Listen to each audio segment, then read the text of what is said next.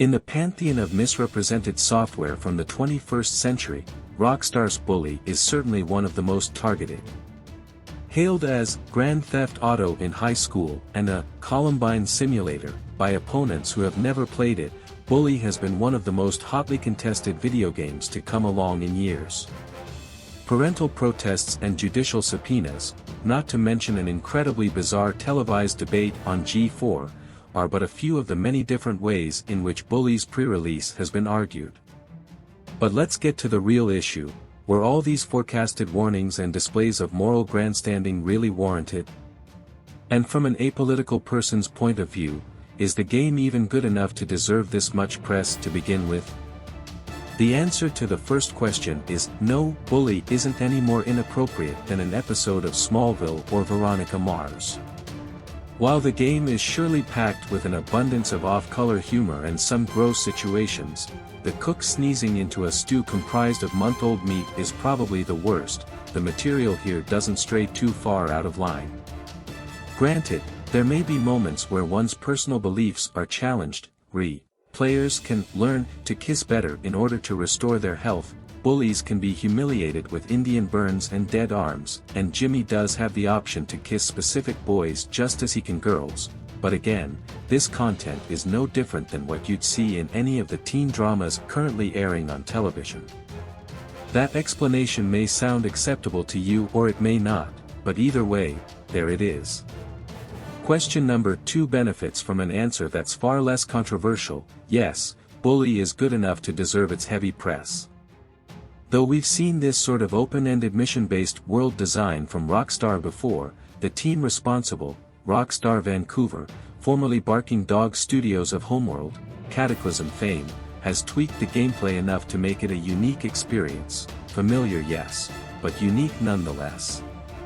If you've played Grand Theft Auto before, or any of its clones, then you should have no problem picking this up and playing it right away. It does run on the GTA engine, after all. The mechanics, storytelling techniques, and overall feel of the game are all immediately recognizable, with a mishmash of elements taken from most of Rockstar's previous PS2 efforts like San Andreas, Manhunt, and The Warriors.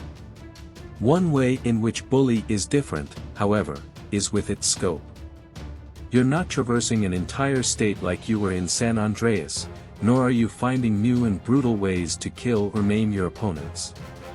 In Bully, there is no human death, there isn't any blood, gray or otherwise, and players don't carjack or fly airplanes. This is a tale about the township of Bullworth and its particularly rough scholastic system. Everything about the experience has been scaled down to fit that ideal. Of course, having a smaller scale than previous Rockstar titles doesn't mean that Bully is therefore small. Compared to most other action games, the story of Jimmy Hopkins is downright enormous. Boasting more than 100 NPCs, multiple commercial and residential neighborhoods, a body of water, secret areas, and an outsized school grounds, Bullworth and its surroundings gives players plenty to do. In fact, it isn't a stretch to proclaim Bully as one of the largest and deepest games you'll find this year. But just having space and an abundance of options isn't enough. First and foremost, the game has to be fun or it's all just a big waste. Happily, Bully is fun and will keep you busy with a number of addictive and enthralling mini-games. The real trick to discovering them, however, is to get past the first chapter, of 5. Built as a tutorial, Bully's initial moments don't do the rest of the experience justice, which admittedly, will probably put off more action-oriented players because of its slow start, roughly 3 to 6 hours. But once the second chapter begins, things really open up. Teaching you how to play the game is no longer a priority and actually letting you do it is what matters. Protagonist Jimmy Hopkins can take part in practically every activity you'd imagine a teen doing in his spare time: bicycle racing, skateboarding, picking up girls. These are all things our young entrepreneur can do. Jimmy can even take jobs to earn extra money, used to buy food and clothes, and work at the local burger joint, run errands for classmates and businesses, mow lawns in upscale neighborhoods, or even take a paper route. There are plenty of other things that young Mr. Hopkins can do as well, but discovering them on your own is all part of the fun. For the majority of the adventure, Bully's main missions and side jobs are all played out the same way, via third-person fetch questing in hand-to-hand pressure-sensitive combat, laid out similarly to the mechanics found in last year's Warriors. Truth be told, you'll spend most of your time doing the former as locating and delivering packages, escorting friends, or exploring the township of Bullworth takes priority over beating people up. When the time comes to throw down, however, you'll have plenty of tools to go with. In addition to the basic set of punches and kicks that's equipped from the start, you'll also be able to upgrade your fighting acumen by attending gym class, delivering transistor radios to an old Korean War vet, or by hopping into a boxing ring with a bunch of preppies. In short, Bully's combat is entertaining to perform. By the end of the game, Jimmy is a well-rounded anti-troublemaking machine who can give better than he can get.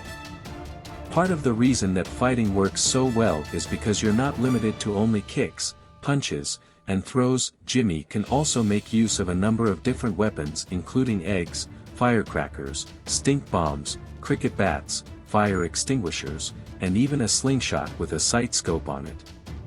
Using either your hands or your weapons feels like second nature after roughly 10 to 20 minutes, and it only gets better from there. Strong combat is fine and good, but without enemies to test your skills against, it doesn't mean much.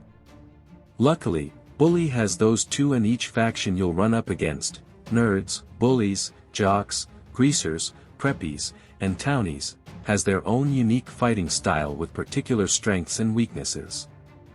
Add in a solid number of boss fights, an aggressive AI, and the ability to enlist helpers to fight alongside you, and you have everything you need for a heck of a brawling time. The only real hitch in this department is a lack of difficulty for gamers of advanced, or higher, skills. Bully is by no means difficult. Obviously, the real trick is finding the time necessary to seek out new missions and battle would-be oppressors.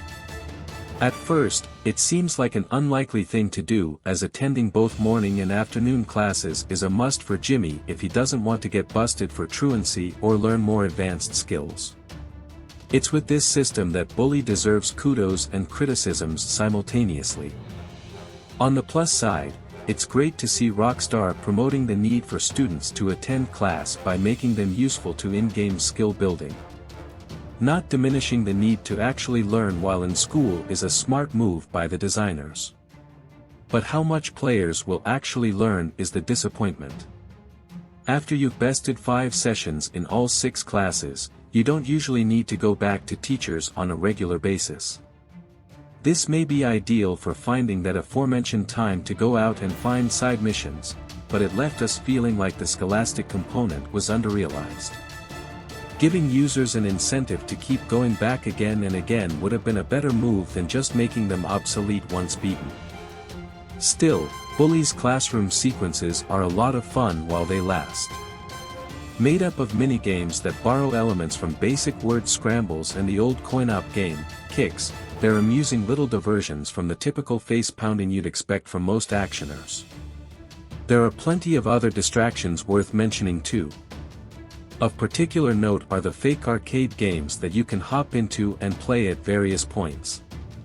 Whether it's 2D or 3D driving titles called Future Racer, which aren't very good, or the awesome test of reflexes known as Consumo, most old-school genres are represented in some form or another. There's even a traveling carnival you can visit, complete with attractions you can ride and familiar carnival games that earn you tickets which can be traded for prizes. Topping it all off is a punch-out homage that kicks in while playing through the boxing sections. Lots of fun, that is. What stands out above all else in Bully, though, is its storyline and presentation. As has become the standard for Rockstar titles, the characterization and humor in this game is top-notch. Bully is easily one of the funniest PlayStation 2 titles we've ever seen and is one of the few pieces of software out there that can legitimately be called a comedy. Who would have thought that growing with Jimmy Hopkins as he navigates the hectic social atmosphere of an upscale private academy would result in one of the best plots of the season? We'll admit that we didn't think it would turn out that way ourselves, but now we stand corrected. Bully has a seriously poignant story with great dialogue and strong characters. Another important aspect to the game's presentation can be found with its audio. Though its press materials boast more than 39,000 lines of conversation, which, unbelievably suffers from major repetition during free exploration, Bully's soundtrack is what had our ears standing up to take notice. Subtle, mischievous, and entirely original, the score composed by Sean Lee and Company is fantastic and does a perfect job of capturing the mood of Bullworth Academy. Good work from the audio crew to be sure. Bully's visuals are just a step below its acoustic presentation. Because of the game's narrower focus and fewer characters, the Grand Theft Auto engine benefits from a level of detail that it hasn't seen before. Buildings, indoor locations and outside environments, weather effect, they're all of the utmost quality and help show off Rockstar's best-looking PS2 game since Manhunt. Sadly, the character animation does come across as a little stiff and the camera problems rear their ugly head when in close quarters or taking narrow turns, especially when riding bikes. Even so, Bully looks great and it's made even better by an exceptional art style. With all of the praise we've given Bully compared to its criticisms, one might wonder if there's anything significant that gave us problems, and there was most especially the large amount of backtracking that players will have to undertake once they've begun their fun. With a large world and multiple mission start points, players will spend a colossal amount of time hopping from one end of the map to another even if they focus solely on the story-related objectives. There were a few rare instances where we encountered bugs in flag activation too, that is, we had activated a couple of missions which stopped working midway for no reason. The bug ratio wasn't bad considering the length of our experience, roughly 5 or 6 times in about 40 hours of play, but with nearly 3 years of development time and a smaller scale than GTA, it was a surprising sight to see. Bully is an interesting game. Leading up to its release, it didn't receive the gameplay coverage or high-end expectations from insiders that Grand Theft Auto usually does, and yet, somehow kept that franchise's reputation for excessive violence and adult behavior. That's why I think that, in a lot of ways, Bully is going to surprise people with what it is, i.e., much better and funnier than most were giving it credit for, while coming across as much tamer than those who feared it expected it to be. Regardless, Bully is a great, well-crafted action game that has one of the best senses of humor around and dozens of hours of fun.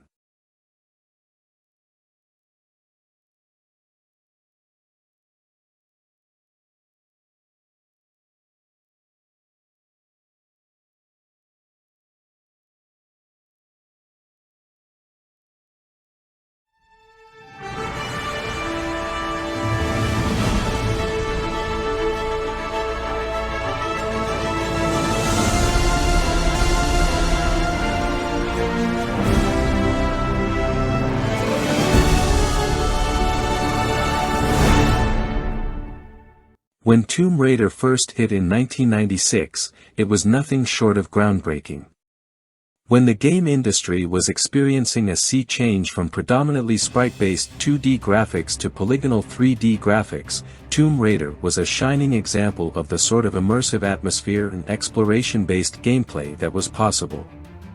There simply weren't strong, serious, and highly competent female protagonists like Lara Croft, though in a way, Lara Croft's role as a protagonist was almost outstripped by her roles of cover girl, female role model, and spokesperson for the maturation of video games.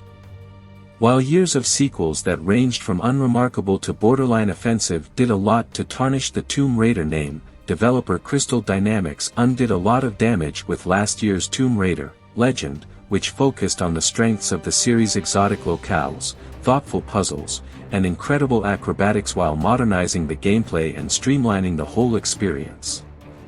Crystal D continues its good work with Tomb Raider, Anniversary, which effectively goes back to the original Tomb Raider and rebuilds it from scratch.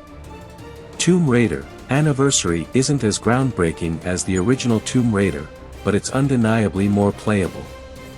Like the original, Tomb Raider Anniversary follows the tale of Lara's hunt for the Scion of Atlantis as she does battle with conniving businesswoman Jacqueline Natlos and her various henchmen. You'll explore ancient tombs and forgotten cities in Peru, Greece, Egypt, and more, performing plenty of death-defying acrobatics as you work your way through massive, ancient, and often deadly puzzles. The whole experience is highly evocative of the original, and there are certainly plenty of moments that seem specifically designed to create an odd sense of déjà vu, but nothing in Tomb Raider Anniversary has been regurgitated verbatim. Everything is bigger and better. The environments are larger and more detailed, and existing puzzles have been elaborated upon, to an incredible degree. The experience just feels bigger, and there's so much new content that it honestly feels less like a remake and more like its own game. A big part of that feeling comes from how much more talented Lara has become since the original Tomb Raider. Aside from a few nominal differences, she's basically got the same abilities here as she had in Tomb Raider Legend, which made her one of the most nimble action-adventure heroes this side of the Prince of Persia. Her proficiency around ledges is incredible. She can shimmy across ledges, leap from one ledge to another, and scramble from one ledge to a higher ledge. She can swing from dangling ropes and horizontal bars, perform tumbling maneuvers to avoid projectiles, and climb up, leap from, and balance precariously atop vertical poles. All of these acrobatics feel natural, and not overly difficult to pull off, with the game allowing for just the right amount of margin of error. As good as Lara is, though, she's got her limits, which is a big part of what makes the action feel dangerous.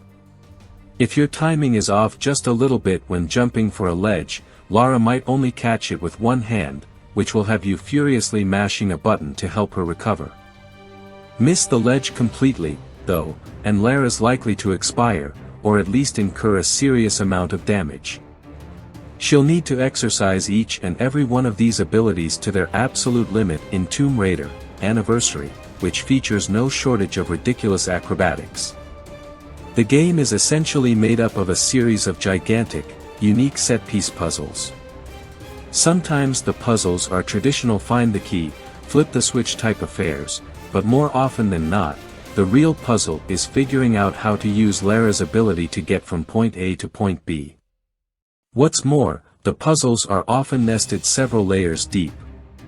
While your overall goal may be to find 4 keys to open a door, you'll first have to figure out how to get to the bottom of a gigantic, crumbling tower, after which you'll have to figure out how to access 4 different doors, after which you'll have to figure out how to actually open those doors and, of course, behind each of those doors lies a series of tricks and traps that you'll have to traverse before you'll get to the keys.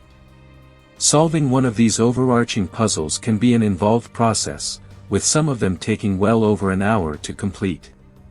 The environments are your biggest adversaries most of the time in Anniversary, though through your exploration you'll regularly run into some antagonistic fauna like rats, bats, wolves, bears, tigers, gorillas, raptors, and the occasional Tyrannosaurus Rex. Combat is limited to gunplay, which operates with a simple lock-on system, and Lara can also tumble and flip through the air while keeping a bead on an enemy.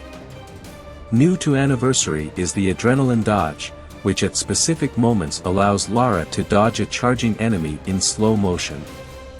When time slows, a target will also slowly move toward the enemy, and if you fire the weapon right at the moment it locks on, it'll produce an instant kill, usually when the ferocious beast is just inches away from your face. It still feels like Tomb Raider combat, which has always been a minor part of the experience, but the adrenaline dodge is a nice little touch that adds a little more drama to the action. Tomb Raider Anniversary also makes use of the same type of interactive cutscenes seen in Tomb Raider Legend, where you'll have to quickly react to an on-screen button cue to keep Lara alive. It allows for some beautifully choreographed action sequences, but they're rarely very challenging. What keeps Tomb Raider Anniversary engaging throughout is the strength of the gameplay, as well as the quality of the presentation. Even though you're basically just going from one tomb to another, they feature enough individual detail to make them unique. The environments are also huge, using the occasional curvy hallway to mask load times, and aside from some minor gameplay contrivances, they feel pretty real. Lara looks great and moves with a natural grace that makes her incredible acrobatic feats look feasible instead of ridiculously superhuman, and the various wildlife you confront also moves convincingly. It's the little touches that bring the whole thing together, the way water glistens on Lara's skin when she gets out of the water, the way light refracts differently when she's underwater, or the tangible difference in atmosphere between different locales. While the PS2 version doesn't look bad by any measure, a heavy layer of aliasing mars the presentation. The game can be played in widescreen, but we found the progressive scan support to have an inconsistent effect.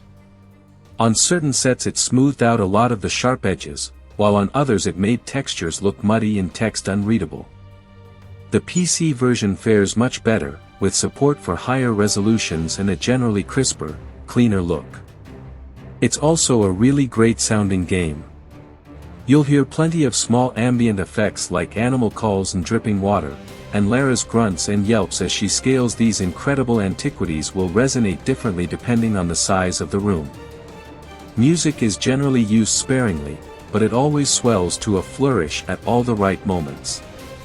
Tomb Raider: Legend did a lot to make Lara Croft feel relevant again, and Tomb Raider: Anniversary is another step in the right direction.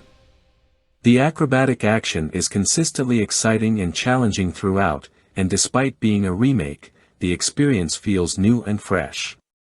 This is the best Tomb Raider game in years, and for the first time in a long time, that actually means something.